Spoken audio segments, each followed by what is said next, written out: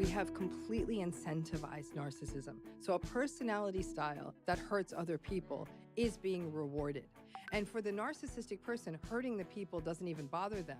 Online dating is the mothership for narcissistic people because they can use it so skillfully. They're very good at reading the data on another person and responding in kind. They're telling whatever story they need to get sex. They are using it as a validation-seeking app. Buyer beware. We have to give people permission to identify what bad behavior is and throw the backstory away. What do you do if you're an adult child of a narcissistic parent? That parent may forever be a trigger of really early held wounds. Gaslighting is such a prevalent dynamic because it's a way to hold power. Then there's a denial of perception, memory, experience, or reality. I never said that. That never happened. That's not a thing. You're not remembering that right. You can't be feeling that way. That's backed up with there's something wrong with you. DARVO, deny, attack, reverse victim, and offender. The gaslighter gets to maintain their power, and so that's not a safe relationship. Narcissism's on a continuum. At the mild end, we're talking about superficial, vapid, sort of a overgrown social media narcissist, but at the severe end, we see the malignant narcissist. Far more severe manipulation, coercion, exploitativeness, isolation, menace is always sort of hanging out there. So it's terrifying. It's the last stop on the train before Psychopathy Station. It's Maya Bialik's breakdown. She's gonna break it down for you because you know she knows a thing or two. And now she's gonna break down. It's a breakdown. She's gonna break it down. Hi, I'm Maya Bialik.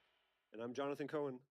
And welcome to my breakdown. Our breakdown? What do I say? Usually ours, but you can have it this time.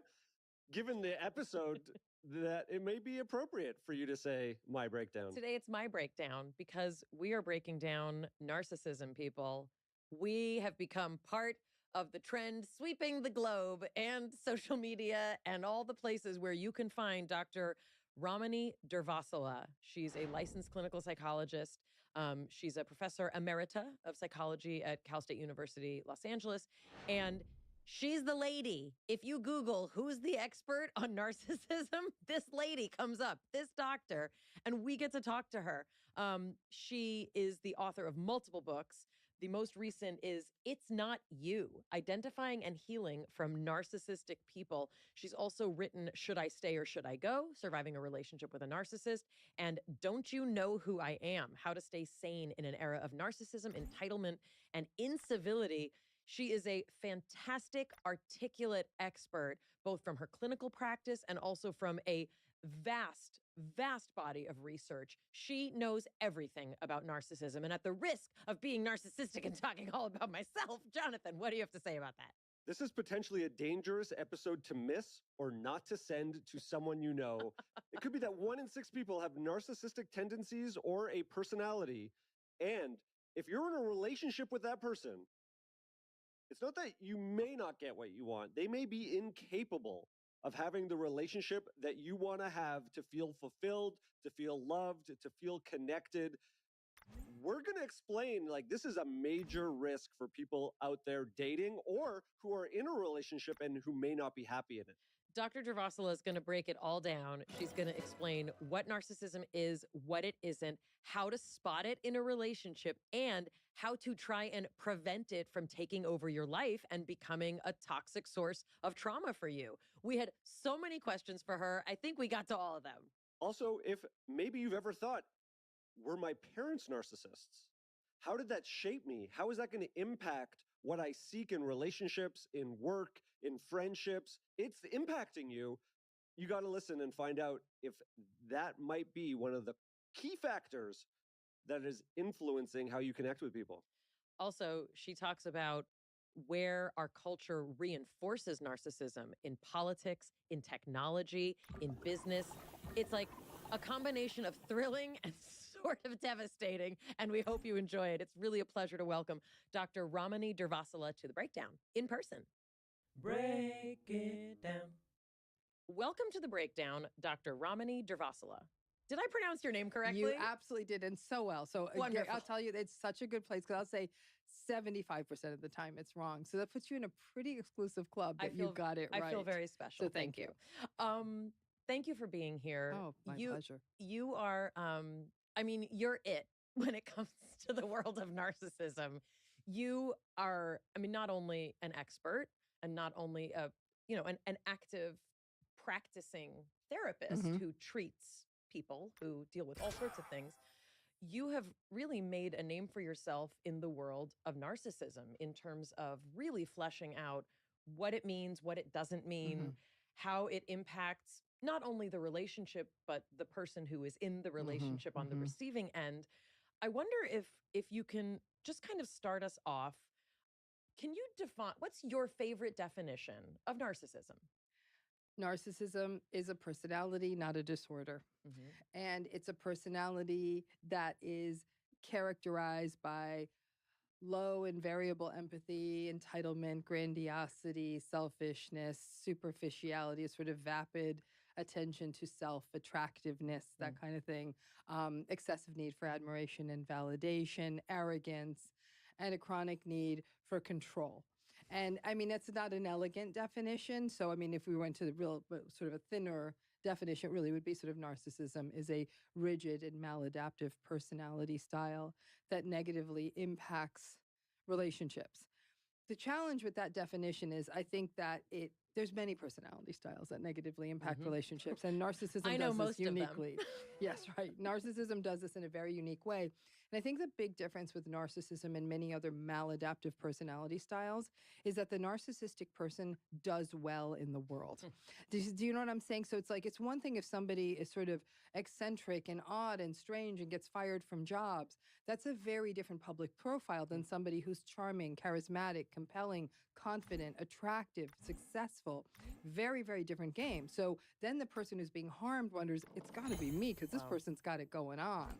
That's a really interesting rub because it's true when you think about a lot of maladaptive, especially externalizing personality disorders where there's a lot of acting out. Correct. It can sometimes feel really clear, right? Like stay away from that or that's abusive, right? Everybody knows it. It's textbook.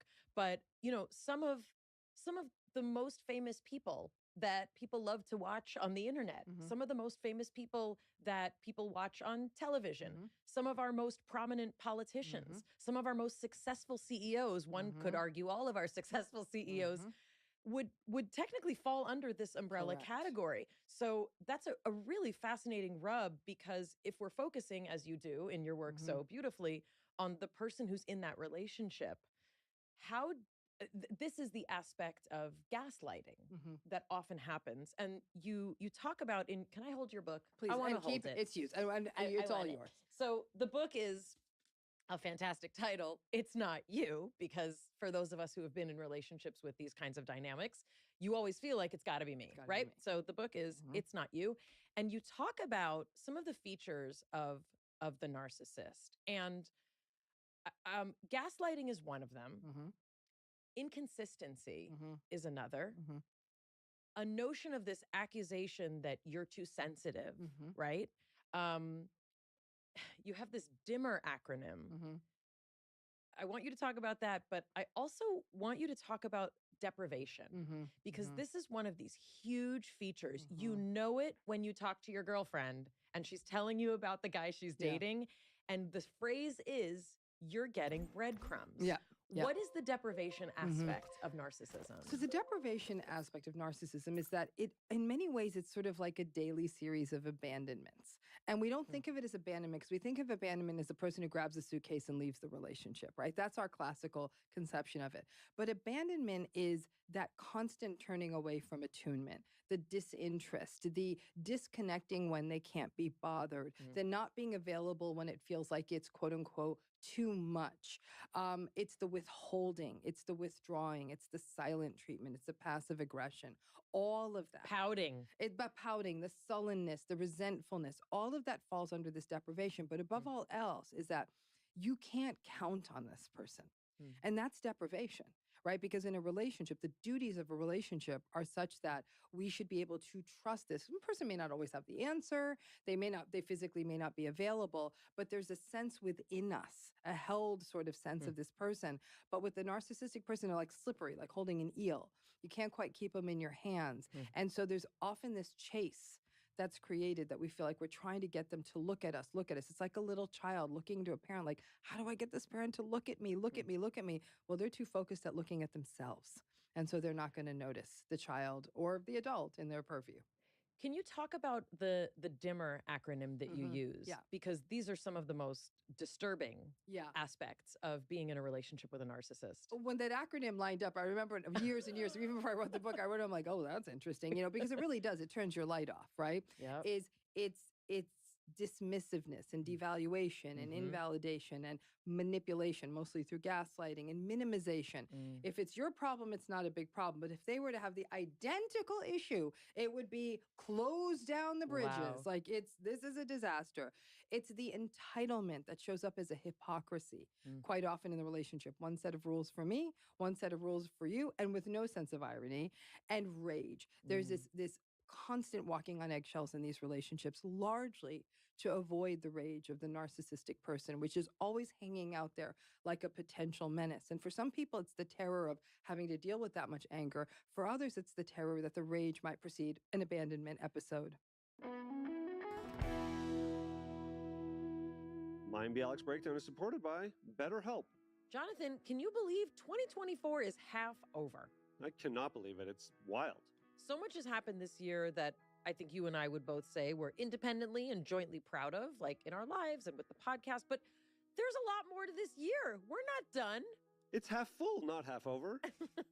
When life goes so fast, it's important to celebrate what's worked so far and see what you want to shift for the rest of the year. Therapy is a great way to help you take stock of your progress. It's a lot of what I spend time doing in therapy. I don't just go in and complain and worry. I say, what's working right and how can I do more of that?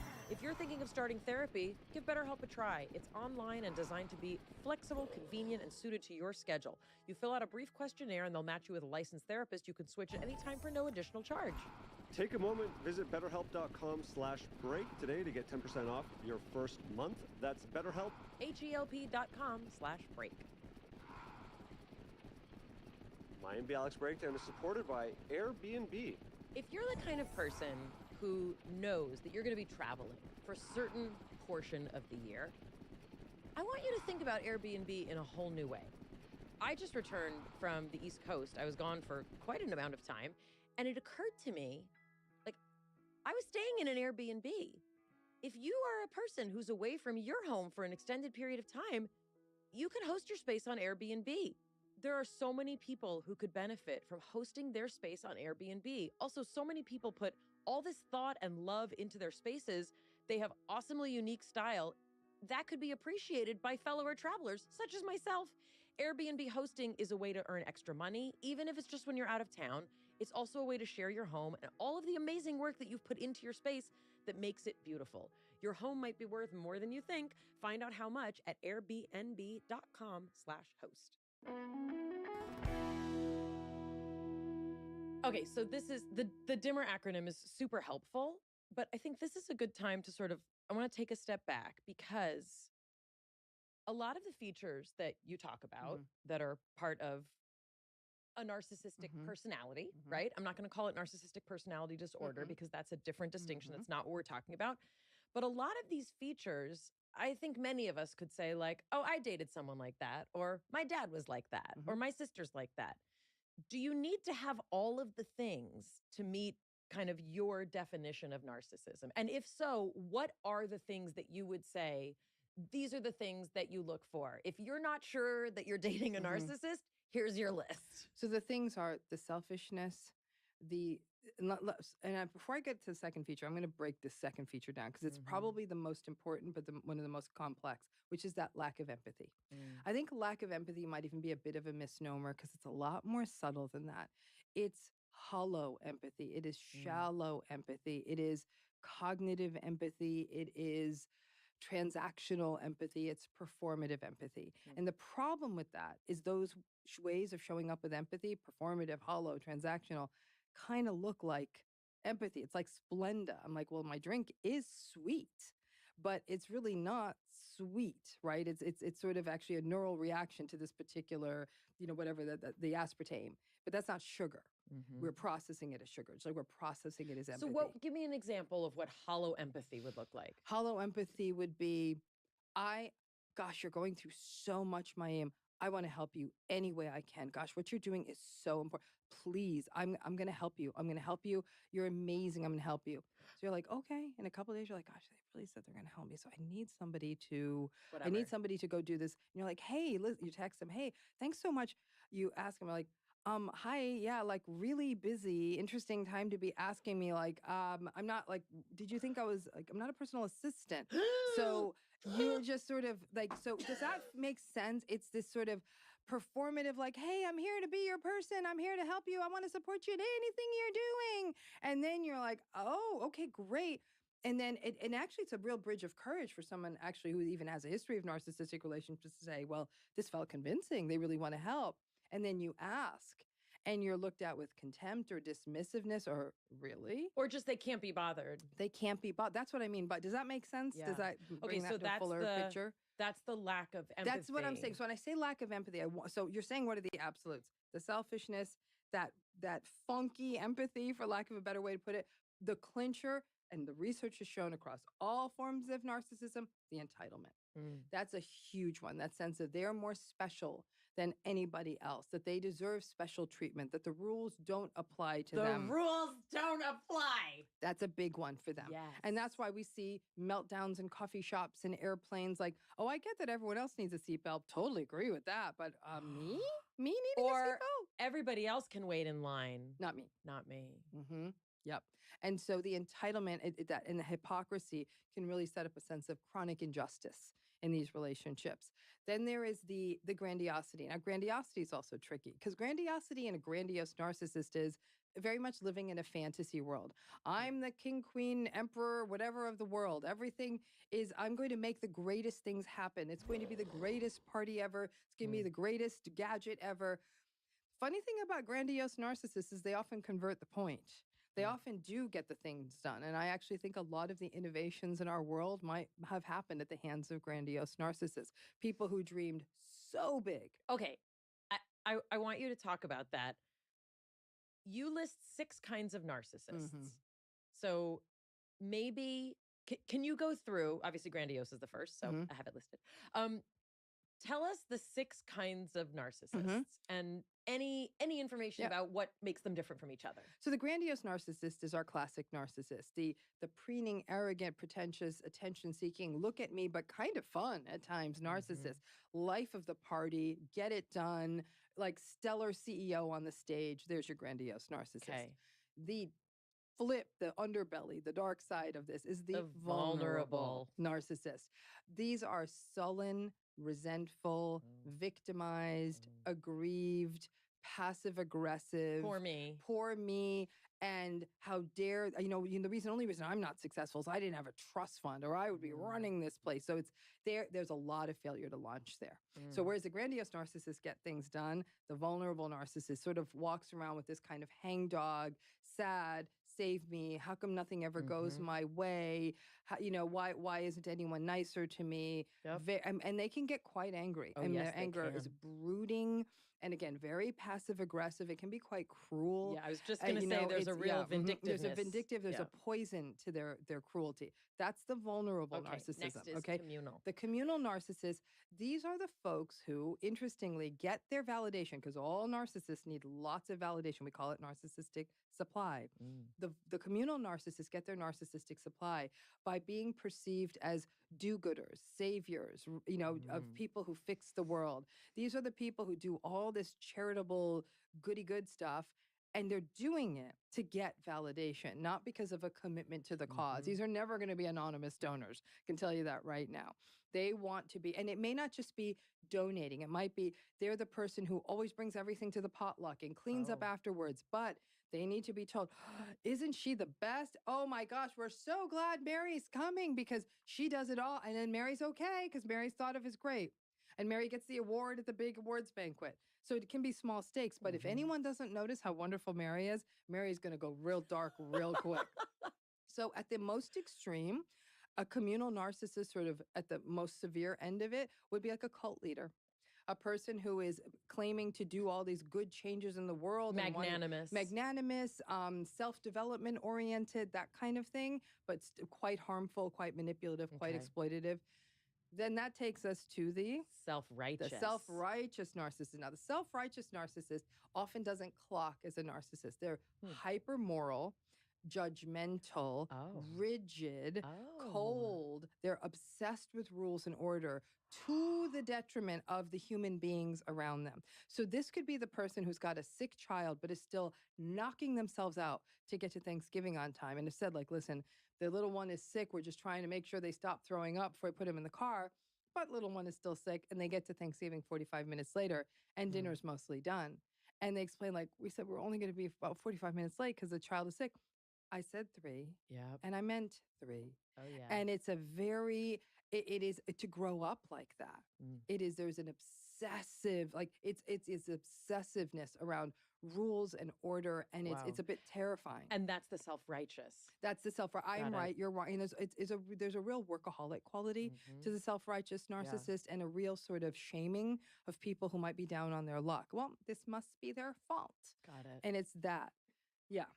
Next, we have the neglectful narcissist. So the neglectful narcissist would be sort of the narcissistic person who literally is viewing everyone through what I'd call an instrumental lens, which means, what function do you serve for me? And so they may pay attention to you when they need the thing they need, but then they have no use. This would be a partner who expects the spouse to have dinner done and might say, oh, this is real good pot roast. And that's the extent of it. The dinner didn't show up, they might get angry. But everyone in their life is basically a can opener or coffee maker. There's very, very little interest in intimacy, closeness. This also sounds like a CEO kind of personality. Could be a CEO kind of personality. Not the grandiose version, but a different kind of version. Very much like there's no there. There's no connectedness there. It feels, it very...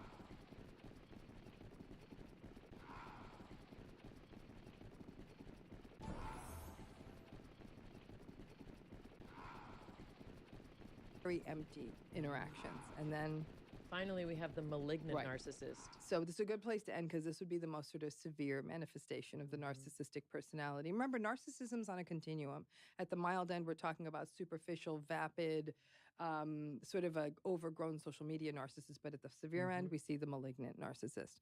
The malignant narcissist is all the qualities of a narcissist, but here we see far more severe manipulation, coercion, exploitativeness, isolation, menace is always sort of hanging out there. So it's terrifying. I always say malignant narcissism is the last stop on the train before psychopathy station. Oh, I mean, it really is. It's quite severe. And you got to remember too, Mayim, that these types can mix. So you could have a malignant, vulnerable narcissist. You could have a grandiose, communal narcissist. It's like a choose your own adventure. It's like Baskin Robbins. I'll have 2 scoops, malignant and vulnerable. Thanks. I'm like, great. So if you put, like, for example, malignant and communal, that's your cult leader. You put together the flavors and you sort of see how these subtypes line up. And that's why this isn't that simple. It's actually quite complicated. You're fun at parties, aren't you? Oh, not so much. I'm the gal in the corner that's like, who's safe to talk to? Well, no one. Mayim, this is a great place to interject and talk about how prevalent this is. Because if it is on a spectrum and people may have a little bit of each or some of all, how do we navigate? So look, to your point about prevalence, it's tricky. We really don't have good prevalence data. Narcissism's a tough thing to assess. It's also comorbid with so many things. This can be borderline personality disorder that just hasn't been diagnosed yet, meaning it could be a feature. You said there's a huge overlap with ADHD, with depression, with anxiety. Correct. It's comorbid with so many things. So it's hard to isolate it. It's hard to accurately assess it. And what's really difficult is it's hard to assess in non-psychiatric populations, right? So a person walking around in the street often doesn't view themselves as entitled. They view themselves as like, I'm efficient. I'm making a comment on how this place is run. I don't think I'm more special than anyone else. So there's a lack of self-reflective capacity. All of that said, I'd say the spitball numbers would be if we included even the mildest levels of narcissism, we're probably hitting around a 1 in 6. But if we were going to get more to a more severe, like the kinds of things that would disrupt a relationship, leave people feeling uncomfortable, here we're now probably talking more like 1 in 10, 1 in 12, right? But it's still not, we actually just And collected they're some. all on the dating app that you're on. And they're all on the dating app or your Thanksgiving dinner. Ironic, isn't it? But it's interesting because we just collected some fascinating data, myself and Dr. Heather Harris, somebody I collaborate with, and our first run through the data showing like this sort of disruptive narcissism is sort of hinting at a 1 in 10. I'm not doubting any of your expertise. I just feel like this term is very prevalent. People are using this a lot, and you speak to that in your book a bit. You know, sometimes people are just jerks, right? Sometimes people are not a match for you. Sometimes it's not you, right? The question I had, and this is part of your challenge as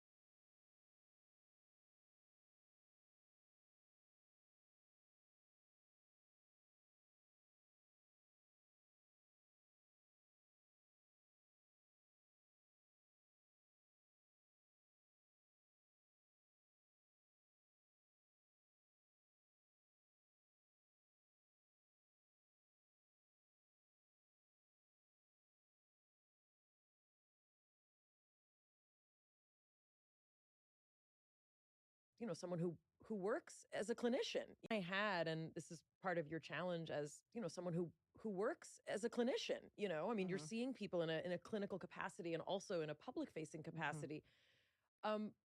Is there value in making distinctions between this feels like a narcissist or this is just a jerk that you need to stay away from? What's the benefit to the nomenclature? Because you talk about the importance of not using these terms when they're actually not applicable, because it loses power of a clinical distinction. It loses power of being able to sort of target care. Where do you fall on this? What's useful for you? I think what's much more useful, forget the term and focus on the behavior. We have to give people permission to identify what bad behavior is and throw the backstory away. So the problem is people say, I know he's bad, but the reason he does this is da da da da da da. And they give a laundry list of everything from a bad day to a tough dad to whatever, historical something or other that happened to him. I said, I have no doubt that stuff happened, and this behavior is unacceptable.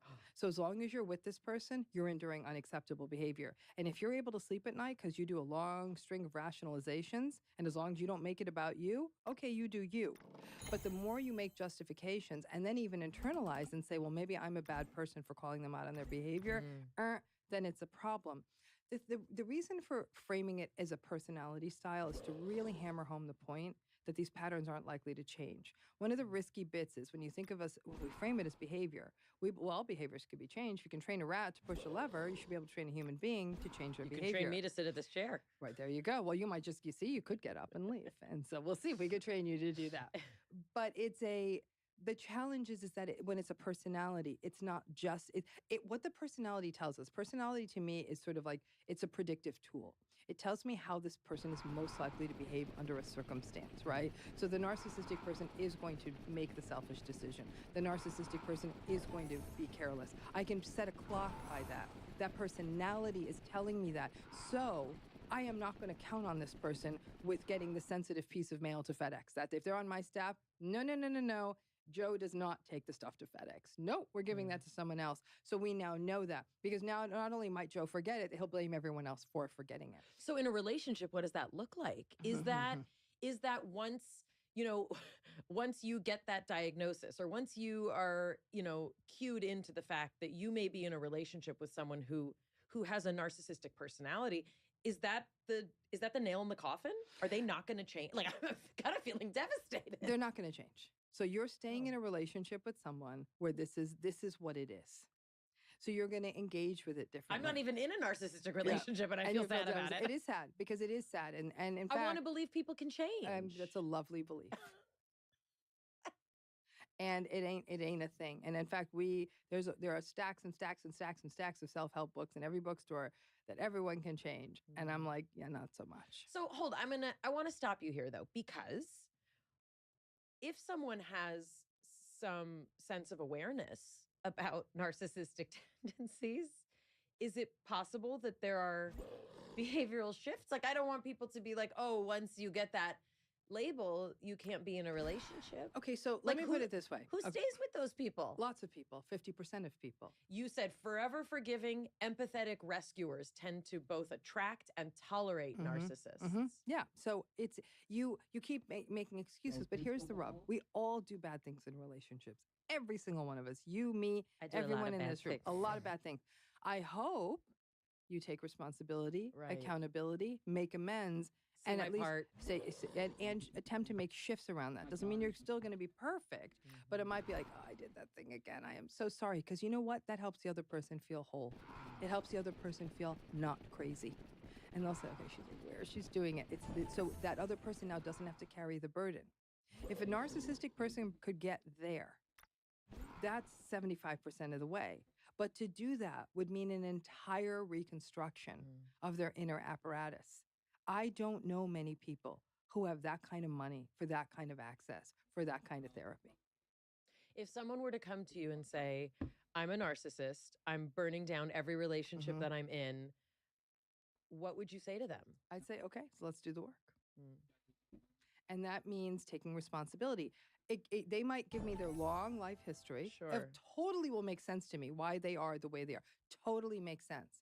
One of the biggest challenges in narcissism in relationships, even as a shrink working with them, is the impulsivity. They say the things abruptly that are hurtful and you can't take back. And they'll say, "Oh, I just said that in a moment." Like, you can't have that many moments because those things hurt the other person and you can't unring that bell. And they get frustrated that you can't, like, let me be impulsive, like, let me have my tantrums. Even a 3-year-old's not even allowed to have their tantrums, right? By around 3, we're saying to the kid, you got to get this together, time out, and whatever the hell that looks like, right? So it's the controlling of that impulsivity. I'll have to tell you, the more adversity in a narcissistic person's backstory, trauma, neglect, Abuse, attachment yeah. fails, abuse, I actually think the more likelihood we could have good outcomes with them, because we can do the trauma-informed work with them, and we could work on the regulatory stuff. We could address things like, the sort of those sort of trauma responses that kind of run ahead of the thinking brain, right? Okay. That sort of You're giving me hope now. But the problem with that hope is the amount of vulnerability that has to be summoned up. And it's really, you know what it likened to? I don't like likening narcissism to addiction as a clinical phenomenology, but addiction work is lifelong work. People who are in recovery from addiction, Say that they're every recovering, single day, one day at a time. 1 day at a time, 1 hour at a time, one 15-minute chunk at a time. Every day is about committing to not using, about humility and all of that. And that's actually, I think, a heavier lift for a narcissistic person than it is for an addict in recovery. My MB Alex Breakdown is supported by Helix Sleep.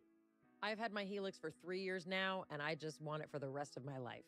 Jonathan loves his Helix. My kids love their Helix. The Helix lineup actually has 20 unique mattresses now, including their award-winning Luxe and Ultra Premium Elite collections, the Helix Plus, a mattress designed for big and tall sleepers, and the Helix Kids mattress, designed for growing bodies and endorsed by child sleepers. Take the Helix Sleep Quiz, find your perfect mattress in under 2 minutes, and your personalized mattress is shipped straight to your door free of charge. Helix offers a 100-night trial and a 10 to 15-year warranty to try out your new Helix mattress.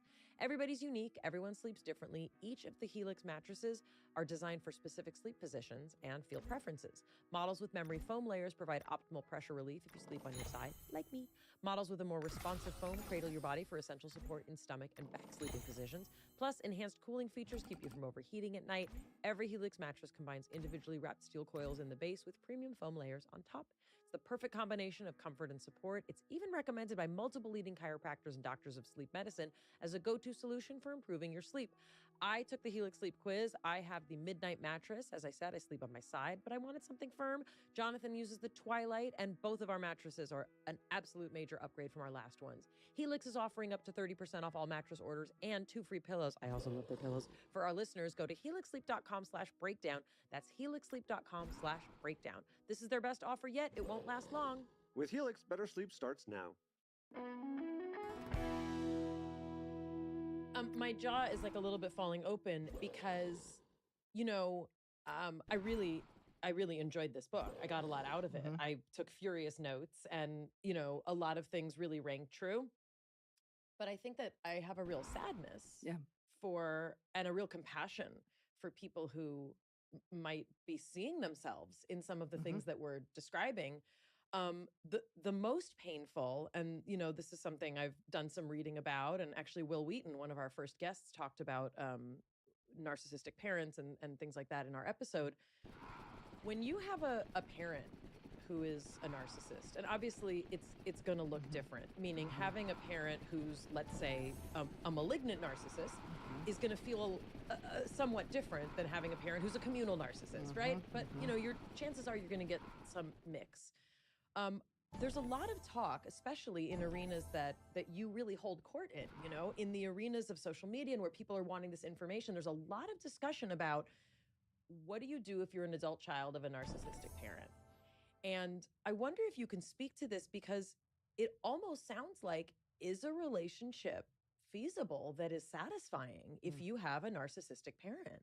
The satisfying part is where it makes it tricky, right? A relationship's possible, satisfying, no. And that parent may forever be a trigger of really early held wounds. That's the challenge with a parent, right? Whereas in another adult relationship, you're not going to have that same kind of like gut punch of being in this person's presence, that even though you're a fully formed 50-year-old person, that the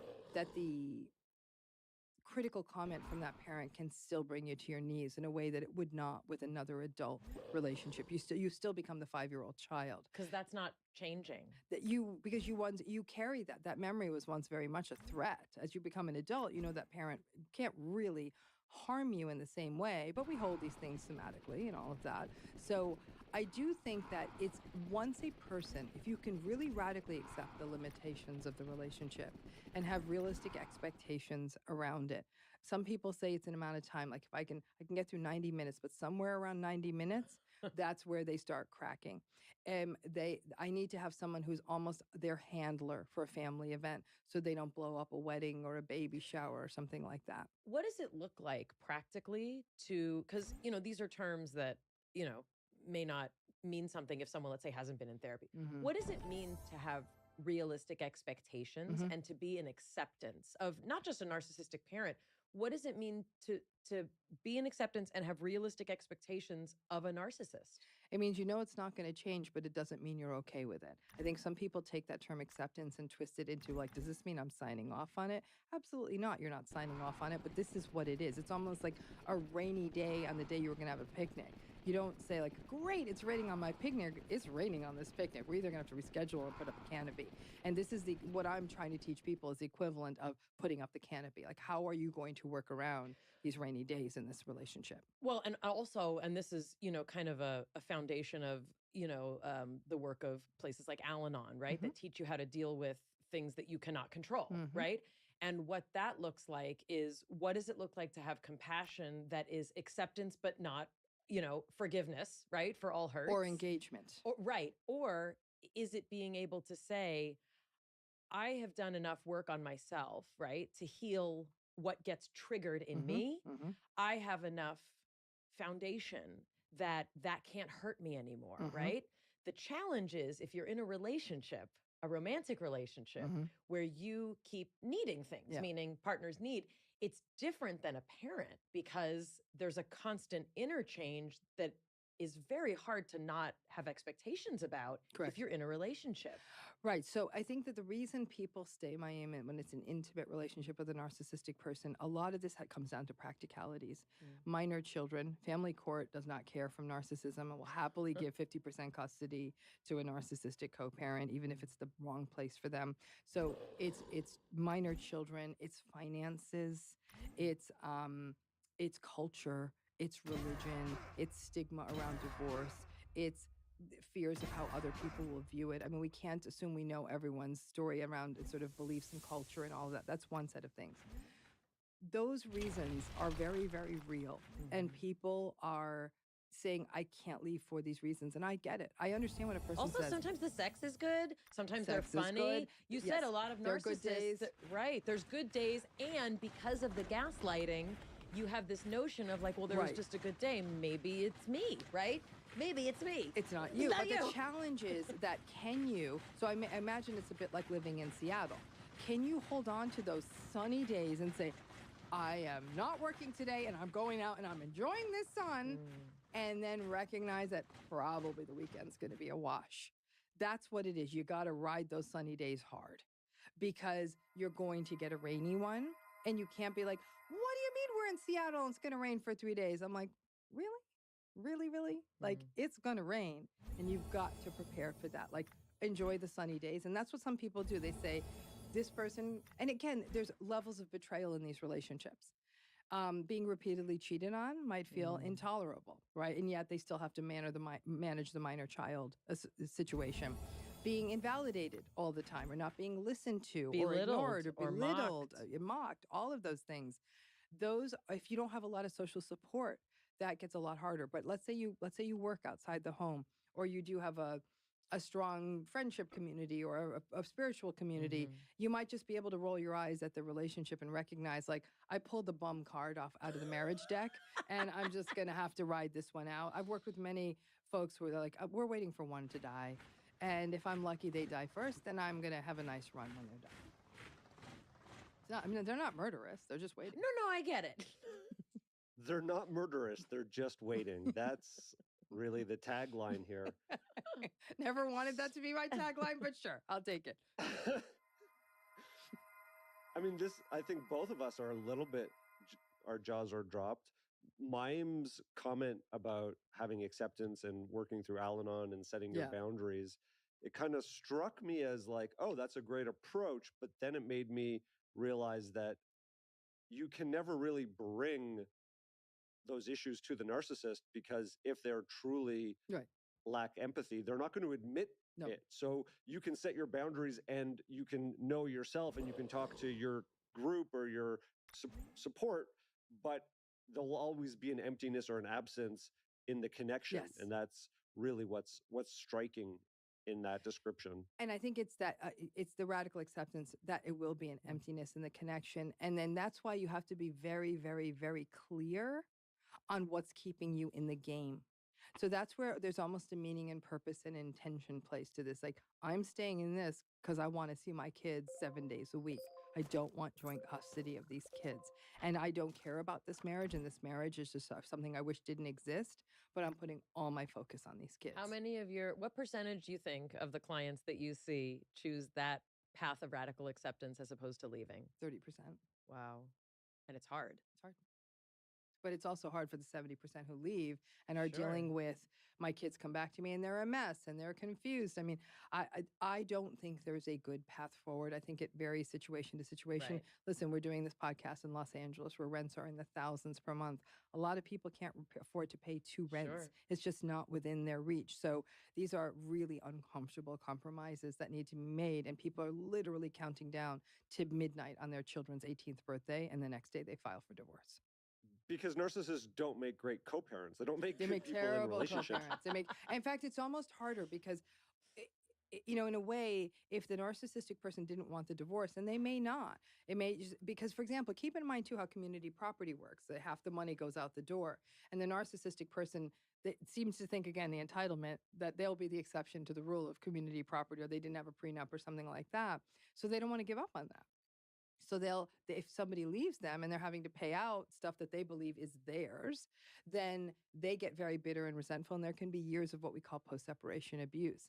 And usually one of the main weapons in that post-separation abuse are the children. Knowing that the numbers are potentially 1 in 6 people having a narcissistic personality Of some level. or 1 in 10. Yeah. What do you do? Like, if people knew this ahead of time and they had the crystal ball and they weren't drunk on love chemicals for the first few weeks or months of the relationship, and they could, hold off getting married or, getting entangled to the point of not being able to extricate themselves from a relationship, do the 1 in 10 people just not have partners? Do they date each other? What happens when 2 narcissists date? Are they happy with each other, or is it more conflict? Here's the thing. I'll answer your second question first, and I'm going to go back to an earlier point you were making. 2 narcissists get together all the time. I mean, think about it. They're superficial and vapid. So you got these 2 gorgeous people who just like attention and making themselves the most Instagrammable couple in the world and attention seeking and fabulosity all around. Like, you can imagine narcissists get together all the time.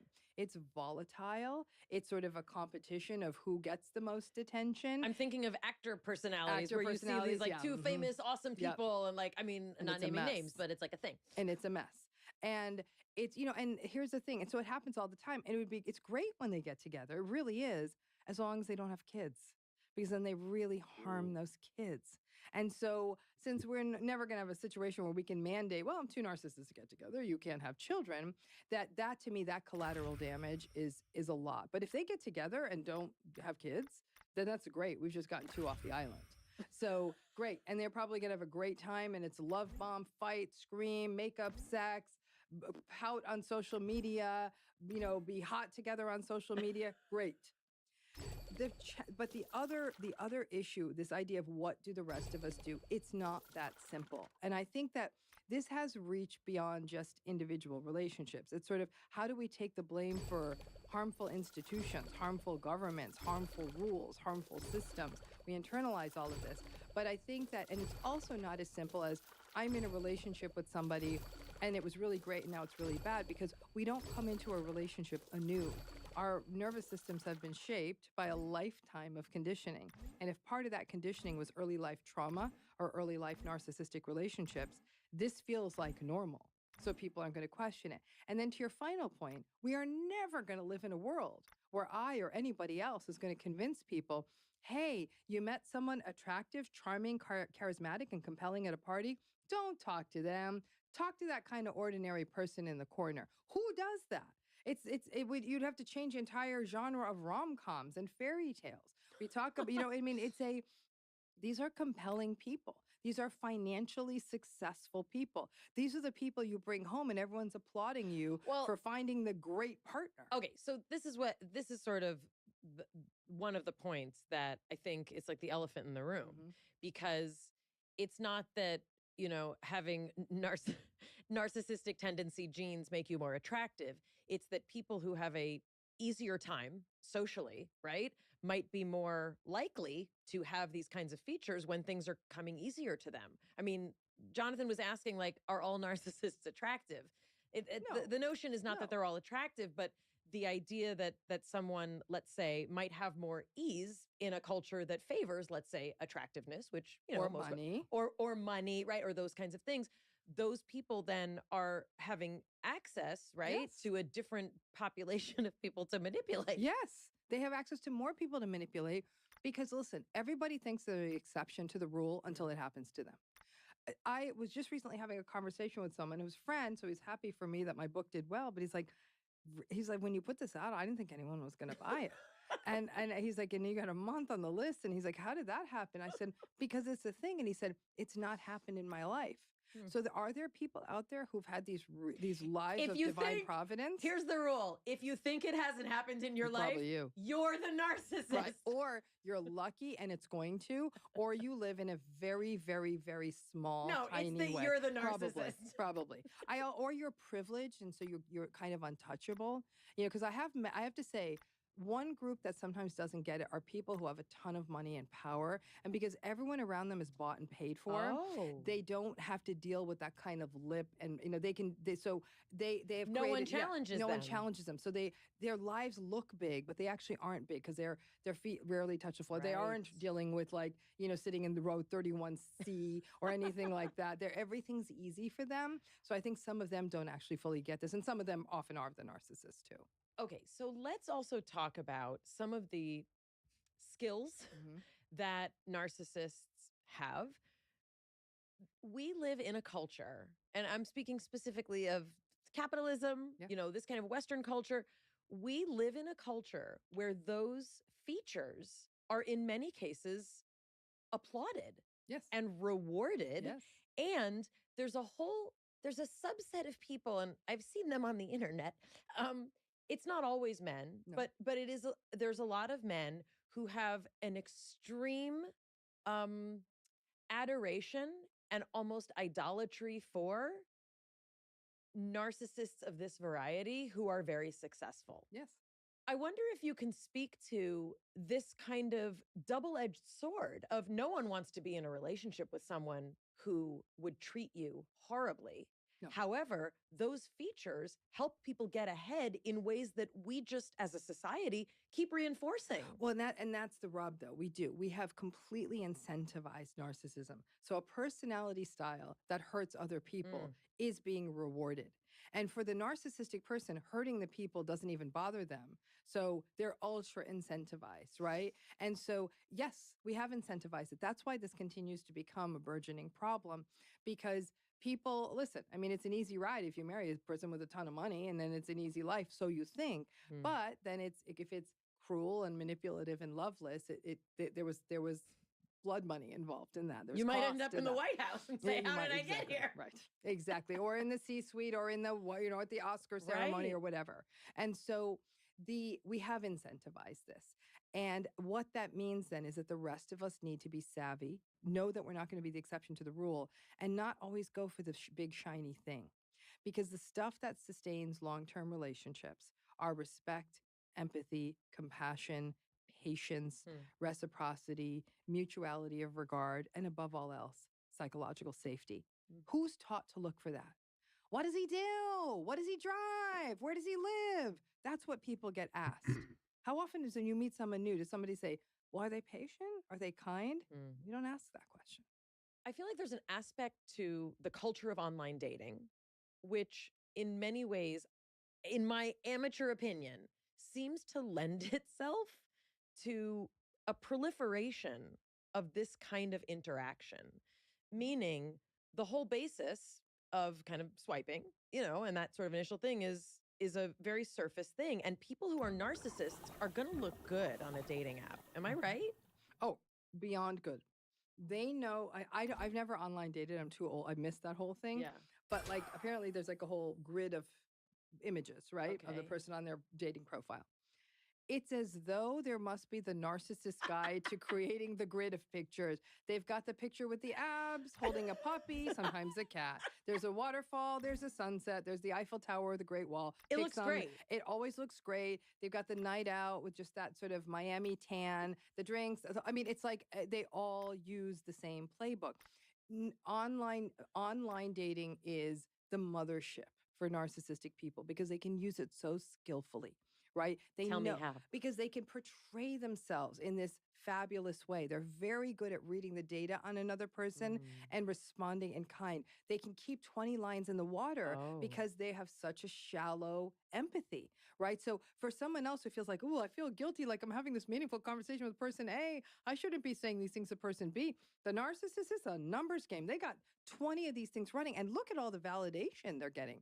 20 times the validation. Are you kidding me? And They sex is love the it. biggest validator. And sex, so they're using it for sex. They're telling whatever story they need to get sex. I mean, they are using it as a validation seeking app and not really for relationships. And so I think it's a really fraught space for people who feel that they don't understand this narcissism thing. I'd be like, buyer beware. New idea. Dating advice for people online dating to be authentic. Pictures of you crying. Pictures of your laundry, pictures of you with the pencil sticking out of your head as you're writing, pictures of your crappy car that you actually Pictures own. of your supplements and prescriptions that you have Yes, to take. right? Pictures of you sitting in the middle seat in coach. Yeah. How about that? I date you. I love it. That's hilarious. I'm going to say something kind of controversial. There's something about the deprivation that you talk about that many narcissists kind of thrive on, this breadcrumbs kind of notion. And I've long felt, and, we're the same age-ish, I've long felt that the combination of online dating and also this wave of, I'd say, third and fourth wave feminism have sort of combined in a way that I think in some ways can encourage accepting breadcrumbs. Yes. 100%. I'm not wrong and crazy. You're not wrong. I'm not a bad feminist. No. Okay, you know so what? can you explain it better than explain it better than I am? It's the whole cool girl ideology. I love this woman. I don't need anything. I'm cool. I'm easy breezy. He can have sex with 86 people. I don't care. Like, I'm cool. I'm my own woman. Like, I don't care. Not caring is not a source of power. Care. Own your emotions. Own your needs. If you want monogamy, hold out for it. If you want somebody who stays in touch with you, ask for it. If you want someone that makes you feel whole and not crazy, that's always there's something to hold out for. But I do think that the whole cool girl phenomenon, and it is something that, I mean, listen, talk about a trap being set, playing on feminist it's like ideology. It was designed by narcissists. It was designed by narcissists. It's like we're in the matrix of the narcissist and we didn't realize it. That's right. No. That idea that the cool girl is a girl with no needs, no wants, no boundaries, who is amenable, who is, who kind of goes with the flow, who makes no demands. That's easy breezy cool girl. That is not healthy. That is in essence, it is a throwback to prior to feminism. It's a throwback to just, becoming what the other person wants. No, I'm my own person. I'm still going away with my girlfriends. Okay, Mhm. so where are you filing all that disappointment stuff when you're that whole weekend with the girlfriends, you're staring at your phone wondering why he didn't text, but I'm not going to respond because I'm easy breezy. But in fact, what you're doing is you're subjugating your needs to this easy breezy identity. And so I think that there's a real power in being clear with yourself about what matters to you in a relationship and understanding the origin story of those needs. That's the work, folks. And this whole cool girl, easy breezy, we got to put her to bed. That's freaking brilliant. I'm sorry. That's brilliant. And you said it much better than I would have. Are there cool girls who that's an authentic expression of who they are, or is it fundamentally that majority of people are suppressing needs and cannot operate in that model? I think a lot of people are suppressing needs. Are there some cool girls out there? I think there's people out there who feel very fulfilled by other things going on in their lives. They're fulfilled in their careers, other meaningful and purposeful activities, their social group. They're like, listen, I have a friend I have sex with, and I'm very comfortable. However, that sex person is respectful and nice. Like they both agree. Maybe sex person and that woman say, like, I guess there's a matrix. That's how people our age call it. They're but- sex person. sex person, but the lover, but the No, other still no. right. The other person is nice. They're not playing games. It's like, hey, I'm going, I'm traveling for 3 weeks for work. I can't wait to connect with you when I get back. And there's a meaningful connection and they talk things through. That to me is the cool girl model working. But the cool girl model being a throwback, what is it, 1989 when the book The Rules came out? That's right. Of subjugating your needs to like, oh, if I expect this person to, I'm going to wait 4 days. I'm not expecting them to get Mhm. back in touch with me. It's actually manualized need subjugation.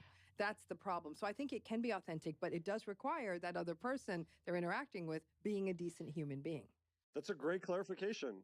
It's a really important clarification. The difference between communication, respect, Mhm. clear boundaries, an ethical understanding of what each person needs Mhm. versus a lack of clarity, shadiness, lack of expectations. Am I waiting for someone to call? What are they doing when they're not with me? And having no idea. I want to take it to the brain level just because I like Please to. do. Yeah. So, in answer to Jonathan's question, the first thing I thought of was what feels safe. Mhm. And this is a huge conversation when not just talking about women, not just talking about feminism, not just talking about the patriarchy, and not just talking about online dating. This is a question of in our culture, and it applies to men, women, non binary people. What feels safe to your nervous system? Correct. And by and large, we are just primates. We're primates that have desks and glasses and computers and makeup and deodorant, but we are primates. And while not everyone chooses to have monogamous relationships or have children, we're still all in a state of nature, really, Mhm. trying to figure out which connections feel safe for our Right. limbic system. When am I going to feel that consistency is happening? Mhm. And does that foster a desire for me to increase intimacy with this person? Mhm. So what I think you're speaking to, and what I for sure am speaking to, is the notion of teaching ourselves to have less needs Mhm. and not requiring confirmation of safety. That never will feel okay to our brain in No. the same way that being hit by a parent Right. because they don't right. like something that you're feeling will never feel right. Correct. But the challenge here is society is telling us silencing those needs Right. makes us better. Right? Mhm. Like, oh, look, she's a saint. She asks for nothing. Mm. So we're getting this hollow validation from the world. Our nervous system's like, this doesn't feel good, but the Sure. world is telling me it is. Those disconnects are often what also confuse people. We don't talk about safety, and safety's everything. And by definition, narcissistic relationships are unsafe relationships because they're asymmetric relationships. Talk about the asymmetry. There's a power differential because the narcissistic person can't be in a relationship unless there is one. And don't assume Mm. that power difference means because somebody has more money or they're the physically stronger partner or something like that. Sometimes that power can come through manipulation and other Sure. things. So it's the partner who's not comfortable with there being equity and balance in a relationship. It's the partner who has to have the upper hand. A lot of that gets created through gaslighting, through that destabilization. And so that's why gaslighting is such a prevalent dynamic, because it's a way to hold power. If somebody's always off balance, they're going to have less power because you're sort of in survival mode, trying to make sense of what's going on around you. The gaslighter gets to maintain their power. And so that's not a safe relationship. So I'd like you to define gaslighting. This is one of these, I have, if you've heard any episodes of what we do here, I almost always point out a term that people are using incorrectly, or they're overusing it, or that's actually not OCD. Like, I'm just that sort of person.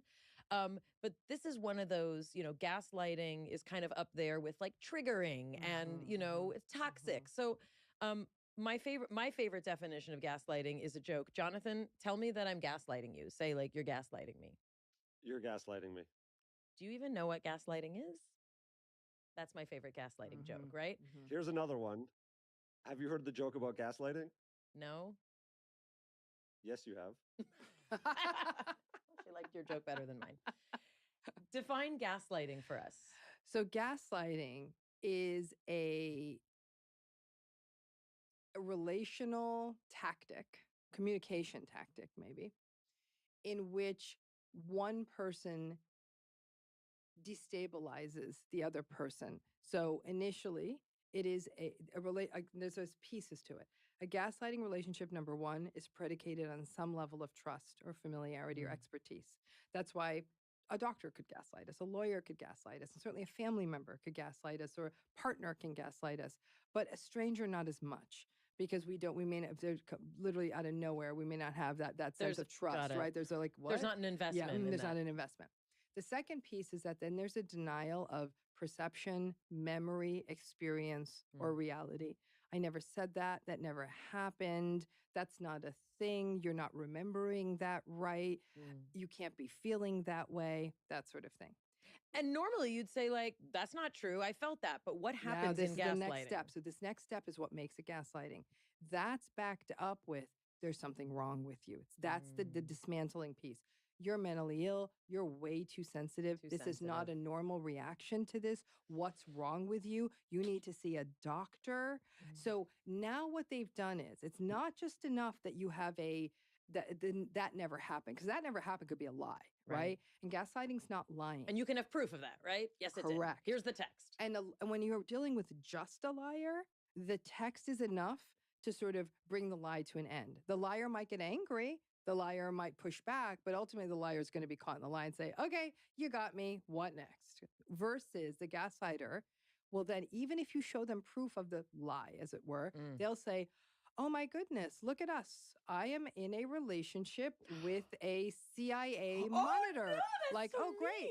mean. It's how fun for me to be stuck with a paranoid lunatic for the rest of my life. Or what are you keeping tabs on me? What are you keeping tabs on me for? What secret? So now you're on the defensive. Yeah, I am. And no longer is this a conversation about that lapsed memory. Now it's you defending your mental status.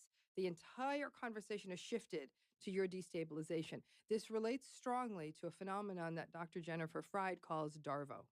And DARVO stands for deny, attack, reverse, victim, and offender. Say it again? DARVO, deny, attack, reverse, victim, and offender. So when they'll say, I never said that. I never said that. But stop You're the keeping one. tabs on me. And you know what? I can't believe I have to put up with this. I do so much for this family, and all I do is put up with your BS. Reversal of victim and offender. So the DARVO to me is like the close on the gaslight. And the thing is, gaslighting doesn't happen one time. It happens all the time. And it's cumulative also. Because the more you're destabilized, the less you feel stable. Correct. So people then over time, they go along to get along. They stop talking. They stop pointing things out. They wonder if they're the problem.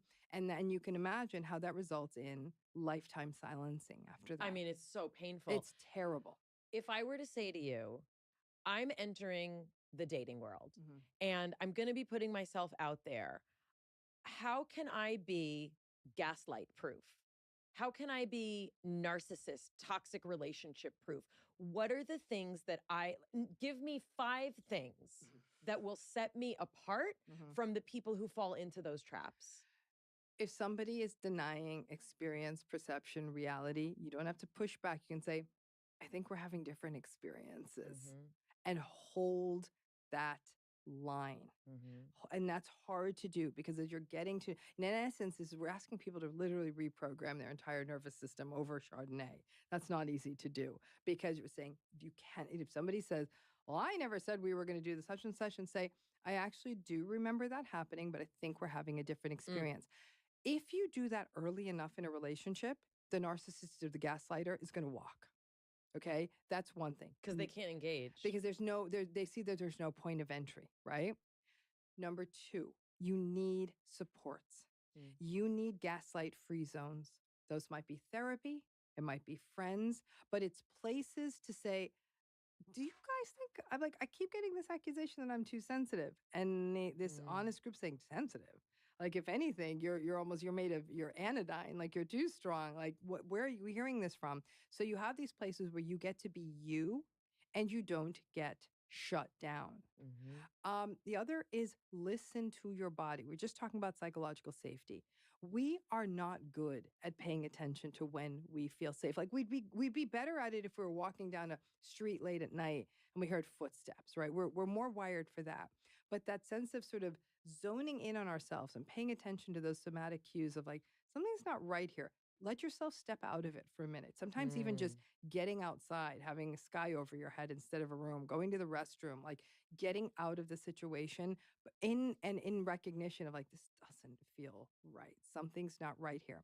But even as I give this guidance, Mayim, I'm going to tell you, people who have histories of being raised by narcissistic parents, histories of trauma, places where self-doubt has really gotten concrete and cemented, these are really difficult maneuvers. That's why I'm saying at a minimum, having the gaslight free zones. The other thing I tell people is just like I tell people, you got to do dating homework.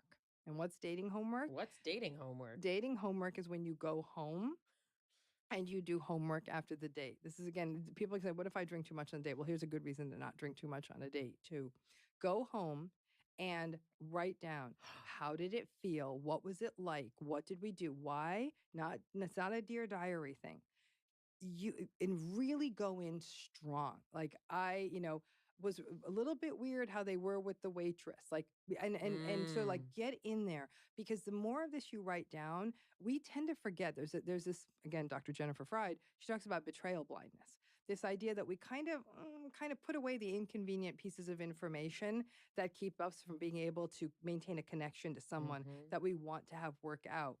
Put that icky stuff down, knowing it's just for you. But then you have somebody to look at and say, okay, dates 1, 2, and 3, there was this funky stuff with bartenders and waiters and sort of inappropriate thing. Like you might give yourself permission, but the more we write things down, it gets out of here and at least puts it out there so we can look at it. Most people don't want to do dating homework. It's not very nice. I wanna sort of highlight what you just said, because you've given us a scenario where narcissists are going to look really good. They're oftentimes going to be successful. They're likely going to take pretty good care of themselves and the things about them, meaning they likely would have a nice car, flashy jewelry, or, be really well put together. I'm picturing that they smell good. They're wearing an expensive cologne. Like, this is just the picture that my brain is painting. So if you're putting me in a situation where I'm on a date with this person, and you've already told me that this person also is skilled at charisma, right? Making people like them. They can be manipulative, which means you might get a really good table, right? You might get to the front of the line. I don't mean to be a downer, but how am I supposed to date in a world where all of those qualities previously I've been taught are attractive? Well, because a couple of things. Now, let's say someone's dated multiple narcissists. All those attractive qualities also then got... Because I'm forever forgiving a rescuer and I'm empathetic. Right, but there's also a conditioning of all those fabulous things with an icky ending, and that conditioning remains. So there's some learning that happens over time. We're not taught this, right? We're not taught this. And so The whole idea, the whole sell is the charming, charismatic, attractive person. This is who you want to bring home. This is who you want to share with your friends. This is who you want to bring out into the world. We want to be the perfect picture in the Bride magazine or something like that. That there's still that fantasy kind of that archetype that's put out there. But I do think that over time it is cumulative, and you do sort of feel the hustle while it's happening because you feel it in your body. It's one too many compliments. You're like, okay, what? I had a conversation like this the other day where the person was trying to get me to do something I couldn't do on the schedule they wanted. So they kept saying, we know what a busy person you are. You are such a busy, my goodness. I was like, okay. And it really turned me off because I You felt felt like the I was being, no I felt in like your I was being body. played. I felt like I was being played. And it's paying attention to that. And I did. I felt it viscerally. And I could feel myself shutting down. Pay attention to your shutdown at times in a conversation. Those mini dissociations are also your body and your mind talking to you. That's your autonomic nervous system being Correct. like, this Yep. feels on a brain nervous system level not okay. safe.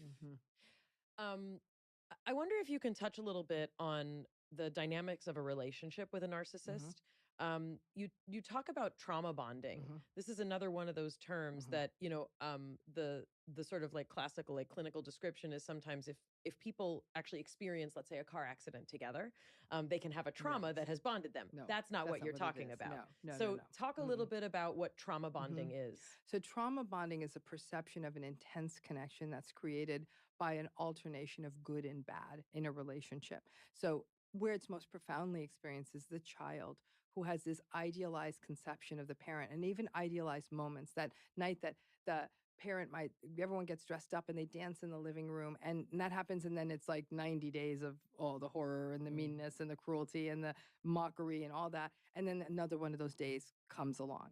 The child has no choice but to attach to a parent. That's a survival need. And so as a result, the child really, really gets good at justifying, creating narratives where, in fact, they're even the bad one, subjugating their needs, doing whatever they need to do to remain not only attached to this parent, but keep this parent in a relatively idealized way. The meaner the parent, the more idealized they're going to become, right? Because with a healthy parent, the child is allowed to create a rather uh, comprehensive, like a whole black and white all together conception of the parent. Like, well, sometimes mom's tired when she comes home from work, but like they feel safe.